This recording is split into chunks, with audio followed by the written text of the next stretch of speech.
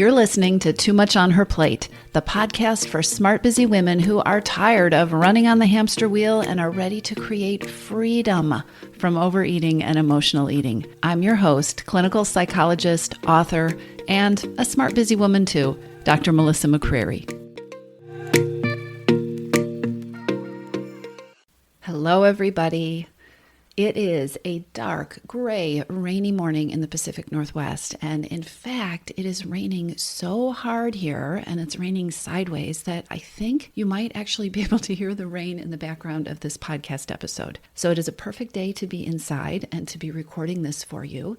And I want to share some background information about why I am talking about what I'm going to be talking about today. I have been hearing from people, smart women, who are feeling frustrated because they say, I know the reason that I'm overeating. I'm very clear on the reason that I'm overeating. I'm using this whole idea of hidden hungers and it's still not working. I just can't stop the overeating or the binging habit. Is there something else I should be doing? Is there something that I'm missing? So I want to talk about that today because there might be something that you're missing. Here's the thing. There is a reason that you overeat. Always.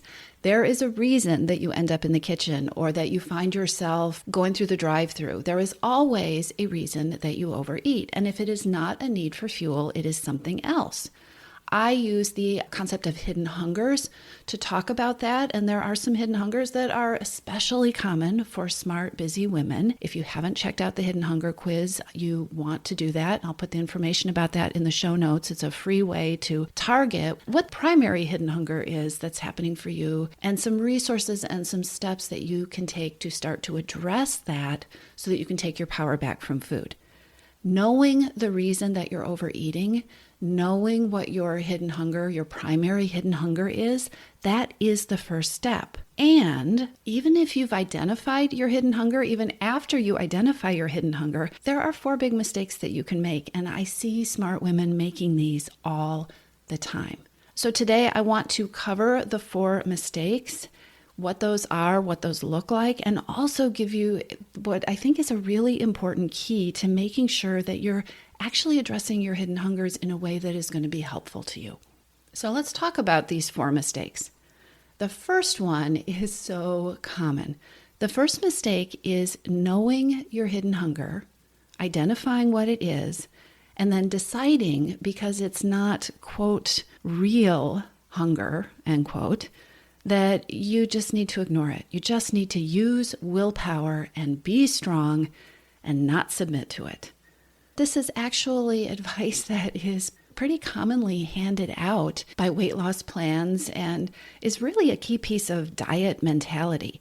So the idea is identify that something's going on that isn't a physical hunger. For instance, your stress eating or your boredom eating or your comfort eating.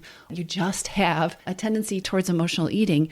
Identify that this is not a need for fuel and just don't do it. The first mistake is knowing your hidden hunger, deciding that it is not a real physical hunger, and then deciding to use willpower and being strong to combat it. Guess what? It doesn't work because the times when we are most motivated to feed our hidden hungers with food tend to be the times when your willpower is all tapped out. So it doesn't work. It's also really tough and hard and not a very motivating recipe for sustaining it, for sticking with this plan of being strong forever. Very hard to do, almost impossible, if not completely impossible to do, and probably the number 1 mistake people make with hidden hungers. The second mistake that I see a number of people making with hidden hungers is to identify your hidden hunger too broadly. So making blanket statements like, I know I'm a stress eater. I know I'm an emotional eater. I know I don't get enough sleep. Let's take the stress eating one, for example. A big mistake is identifying, well, I'm stressed. I have a lot of stress in my life. There's nothing I can do about the stress, so I can't make any changes. The second mistake is being satisfied or taking for granted that there is just a big, broad description of your hidden hunger and stopping in that place where you feel overwhelmed and paralyzed, and having the thought, telling yourself the story that it is impossible to do anything. There's another important piece to this, which is that hidden hungers tend to travel together.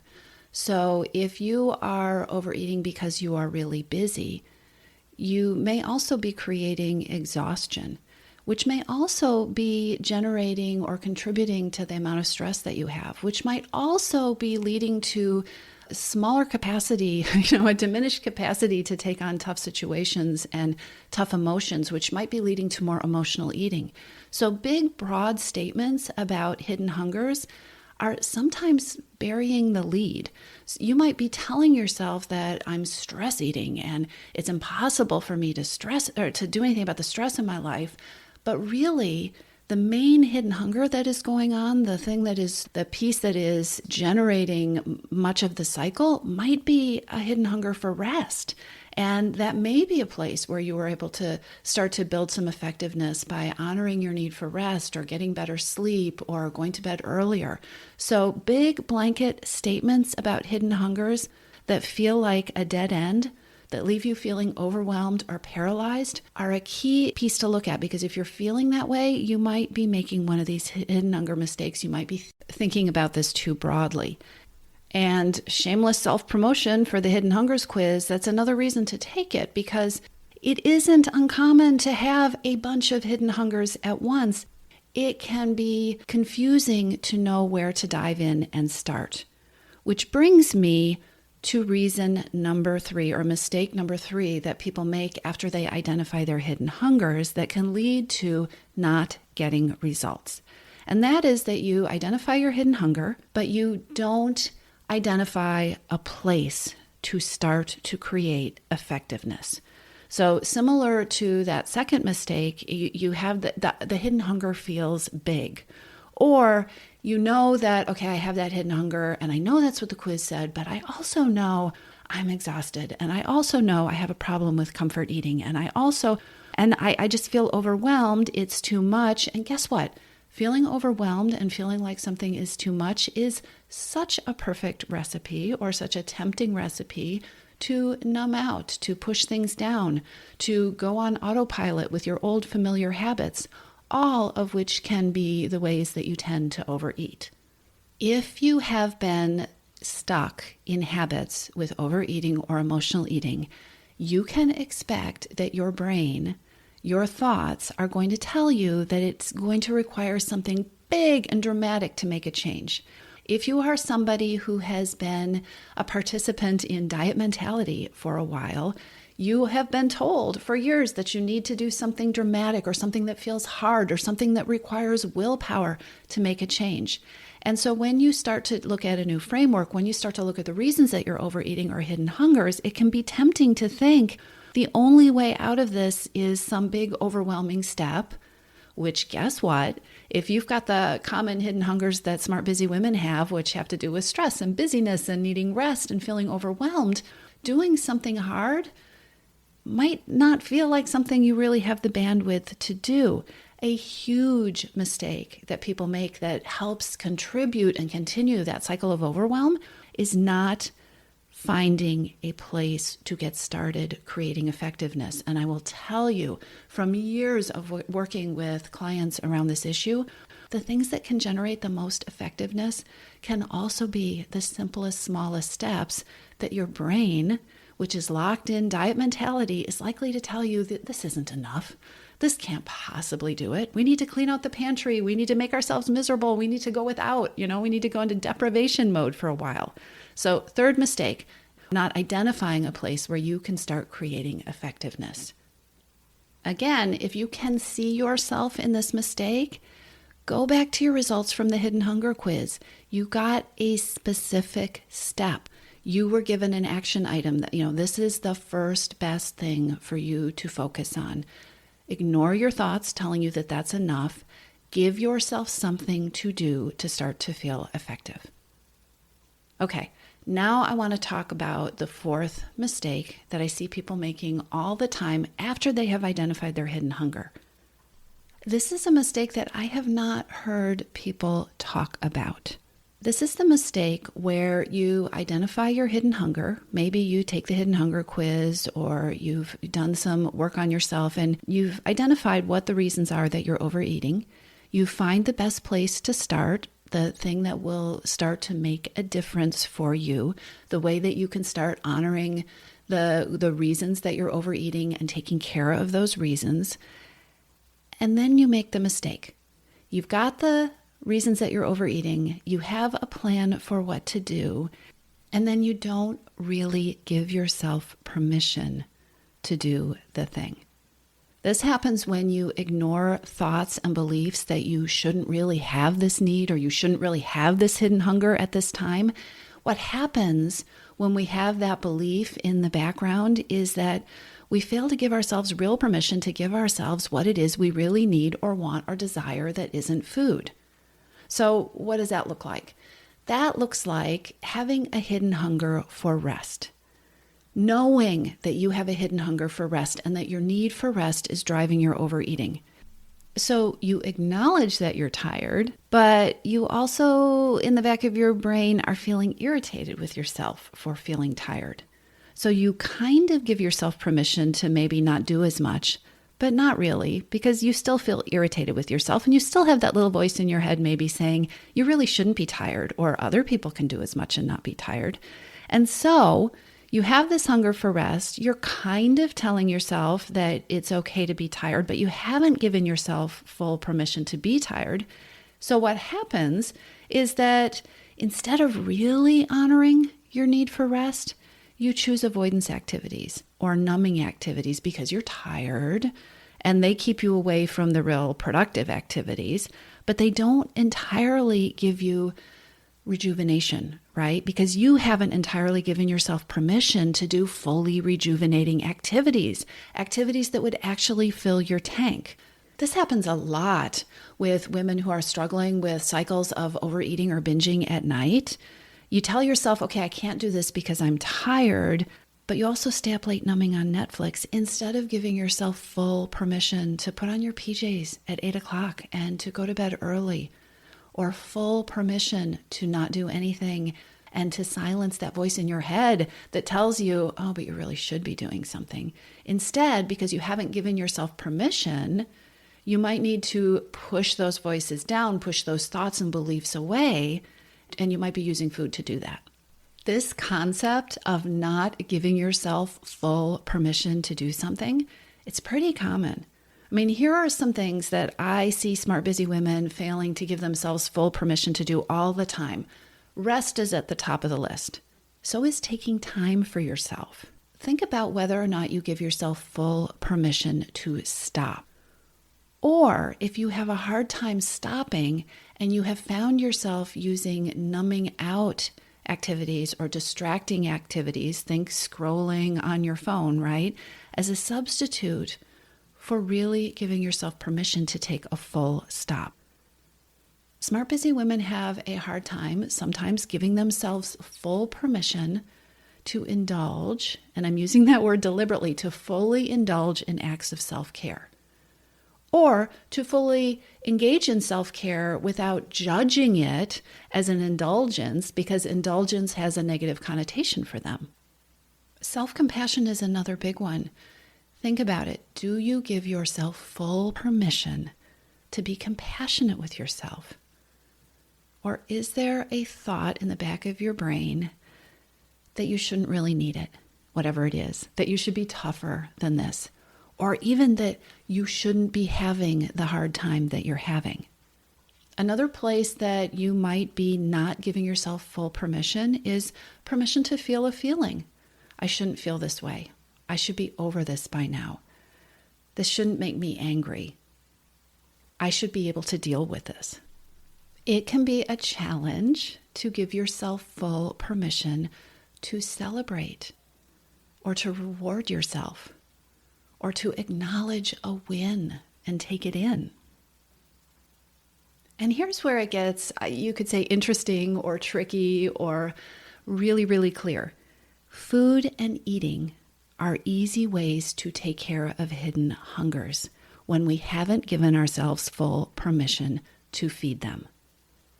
I'm going to say that again because it's so important. Food and reaching for something to eat, these things can become very easy, superficial ways to intervene when you have a hidden hunger that we haven't given ourselves full permission to feel.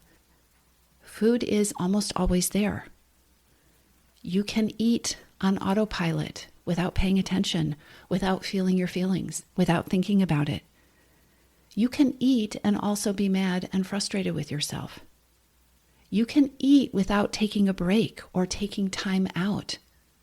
If you haven't given yourself full permission, eating can keep you numb. It can help you numb. It can also distance you from any guilt or discomfort that you're feeling for trying to address those needs when your thoughts are saying you shouldn't really have them or it's not really okay to do that because remember, you haven't given yourself 100% permission to take in, to acknowledge, or to respond to your hidden hungers.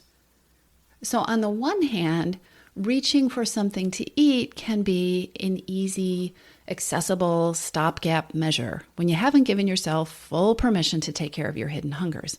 But feeding your hidden hungers with food doesn't really nourish you.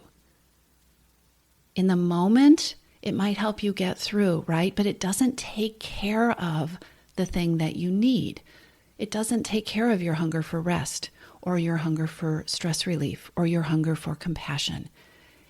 It might just give you enough to keep going, but after you are done eating to feed a hidden hunger, your tank isn't any fuller than before you ate. And on top of that, you might have the guilt and the shame and the frustration and the indigestion that happens afterward. Feeding your hidden hungers with food instead of with what you really need, it's kind of like throwing a drowning person just enough of just enough aid to keep their head above water for now. But feeding your hidden hungers with food doesn't help you feel better or live better or actually get what you need. At the end of, when the feel-good feeling or the numbness wears off, you're right back where you started. The art of giving yourself permission, and I think it is an art if you're not used to doing it, but this act of giving yourself permission is a key piece of solving the overeating puzzle that so many smart women miss. So let's talk about that. One of the people that I always think about when I think about this concept of permission is Brene Brown. In one of her books, I think it's Braving the Wilderness, Brene Brown talks about how she actually writes herself permission slips to be and think things that she needs that aren't a usual way of being or thinking for her or that weren't, right? So she will literally write out on paper, Brene Brown has permission to have fun today. I give Brene Brown permission to be in the moment. And she talks about how powerful it was for herself to actually put it in writing. Not to have some half-formed thought in the back of her brain, but actually to write down what it is that she's giving herself full permission to do. I've been thinking about this concept about Brene Brown writing herself permission slips and the things that I'm talking about in this episode today because this idea of permission is a theme that has been showing up lately in our coaching calls in Your Missing Piece. It's been showing up as in it's one thing to say, I'm just tired this week. I'm so tired. And it's another thing and a very different thing to ask the question, have I given myself 100% permission to be tired? Am I honoring that tiredness? Or am I pushing through the tiredness or numbing the tiredness or somehow judging myself for being tired? Like I said, this has been coming up as a real theme. And it has been so powerful to notice the difference, to notice that, I'm talking the talk, but no, I really haven't given myself permission to be tired. As in, I respect my tiredness. It is okay for me to be tired. Of course I'm tired. It's been a really challenging week. How can I take care of my tiredness? Knowing what your hidden hunger is and giving yourself permission, full, complete, non-judgmental permission to have that hidden hunger can be such different things and they can lead to such different results. So here are some questions that you can ask. What would it look like to give yourself full permission to be tired when you're tired? What does it look like to give yourself full permission to be proud of yourself? Or full permission to crave relief? What does it look like to have full permission to feel a tough emotion or a tough feeling that you're having? And what would you do? Think about your hidden hungers that you know about. What would you do if you gave yourself full and complete permission to address or take care of, or simply acknowledge the hidden hunger or the need that you have? And there's a very important point in that, okay? Giving yourself full permission to be or to feel or to know something about yourself or about your situation is not the same thing as having to do something about it. If we don't make this distinction, it is a place where it is so easy to get paralyzed. So I'm going to say it again. Giving yourself full permission to be or feel or know something about yourself or about the situation that you're in is not the same as telling yourself that you have to do something about it. So, for example, sometimes giving yourself permission to be tired means allowing yourself to crawl into bed. That would be doing something about the tiredness. And sometimes giving yourself full permission to be tired means continuing to finish out the day that you want to finish out, but doing it with this deep understanding and compassion for the fact that you're tired, which is so different from pushing against yourself or denying your tiredness or trying to numb out or compensate with food so you can just get through and not be tired, right? And keeping your head just above water. This concept of permission really has the capacity to change both your thinking and the actions that you choose to take. Telling yourself that you just need to knock off your stress eating or stop the emotional eating or the boredom eating or the comfort eating is so different from starting with permission. It is so worth asking yourself the questions, what would you discover if you gave yourself full permission to crave stress relief? Or permission to have the feeling that you have, or permission to be bored. And by the way, boredom is an interesting case because boredom is so often something that we feel guilt or shame about. We were raised to be told we shouldn't be bored or we should be able to find something interesting to do. What if when you were bored, you gave yourself permission to have that feeling instead of having the thought that there's something wrong with you for being bored or that you need to somehow block it out or distract yourself or, I don't know, numb yourself with food? What if you gave yourself full permission in the moment to crave comfort or to desire acknowledgement, to feel relief? And remember, giving yourself permission to have the need and to have the hidden hunger does not equal I have to know what to do about it. I have to fix this thing. I have to be productive. Or even I have to make it go away, which is actually very different from giving yourself permission to have it. So often, emotional eating or overeating is something that you do to cover up a feeling that what you really need isn't okay, or that you shouldn't need it, or that you can't have that feeling or thought and that you need to make it go away. So often, that is the trigger for emotional eating or overeating.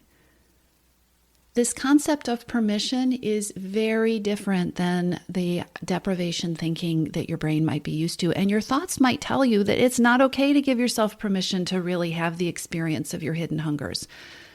You might have thoughts that it is not okay to really feel or to want or to need the thing that you're really wanting or needing or feeling, especially if you don't know how to make that happen. But those thoughts are not truth. Knowing yourself and connecting with yourself, being connected to yourself is one of your most important sources of power. It's what connects you to you. It's how you be you. Your hidden hungers are telling you something that is so important about what you need and about how to take care of yourself. So find out what your hidden hungers are. Take a look at where you're giving yourself 100% complete, non-judgmental permission and be honest about where you're not. Permission can make all the difference. Do not be afraid to sit down and write yourself an actual bona fide permission slip. I'll talk to you soon. If you like what you've heard, subscribe to the Too Much on Her Plate podcast and take 30 seconds to leave a review. If you're ready to tackle your hidden hungers, then come on over to toomuchonherplate.com. That's muchonherplate.com and take the Hidden Hungers quiz. It's free, and not only will you be able to pinpoint your best place to start, you'll get the resources you need to take your next best step.